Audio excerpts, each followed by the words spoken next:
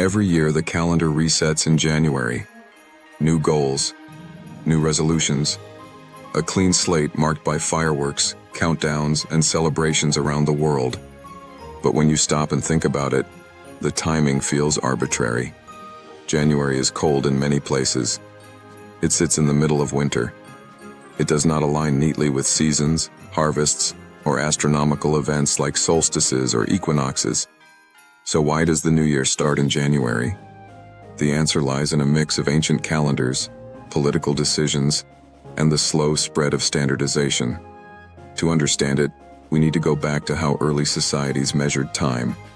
The earliest calendars were based on natural cycles. Some followed the moon. Others followed the sun. Many tried to balance both. These systems were practical. They helped track planting seasons, religious festivals, and cycles of nature, but they were not uniform. Different regions started their year at different times. Some began in spring, others in autumn.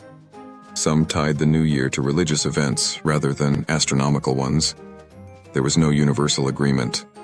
One of the most influential early calendar systems came from ancient Rome. Originally, the Roman calendar did not begin in January. It began in March. This made sense at the time because March marked the start of the military campaign season and the agricultural year. You can still see traces of this in the names of months. September means 7th month. October means 8th. November 9th. December 10th. Those names only make sense if the year started in March. So what changed? The shift to January was a political decision. In 153 BCE, Roman leaders moved the start of the year to January. This allowed newly elected officials to take office earlier, which was useful during times of war and administrative urgency. January was associated with Janus, the Roman god of beginnings, gates, and transitions. Janus was depicted with two faces, one looking forward and one looking back. Symbolically, January fit the idea of a new beginning. Over time, this change became normalized within Roman administration, but calendars continued to drift. Early calendar systems struggled to align perfectly with the solar year. Small inaccuracies added up, causing seasons and dates to drift apart over centuries. By the time of the Roman Empire, the calendar was badly misaligned with the seasons. This problem eventually led to reform. In 46 BCE, Julius Caesar introduced the Julian calendar.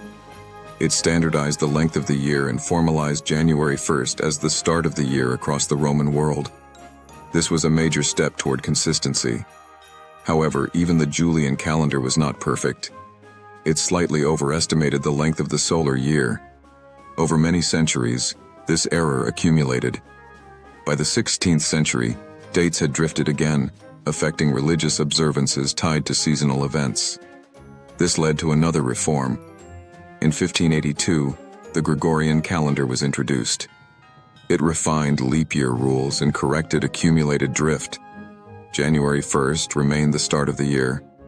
This calendar proved accurate enough to last. Adoption, however, was slow. Different countries switched to the Gregorian calendar at different times.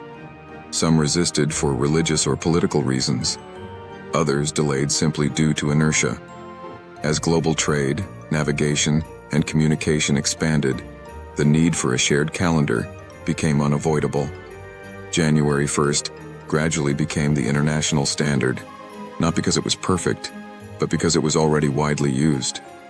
Once again, timing mattered. January became the new year, not because it aligned with nature, but because it aligned with power, administration, and coordination. There is also a psychological aspect. A fixed, shared starting point allows societies to synchronize planning. Fiscal years, academic terms, contracts, and records all benefit from a predictable reset. Changing the new year would disrupt these systems far more than it would improve them. Even today, many cultures celebrate additional New Years at different times. Lunar New Years, religious New Years, and cultural calendars continue alongside the January system. January 1st simply functions as the global administrative baseline. It is the calendar used for coordination, not the only way time is experienced. Understanding this helps explain why January can feel disconnected from the seasons. It was never meant to reflect nature perfectly. It was meant to reflect order. The modern New Year is less about astronomy and more about agreement. Once a system reaches global adoption, changing it becomes nearly impossible.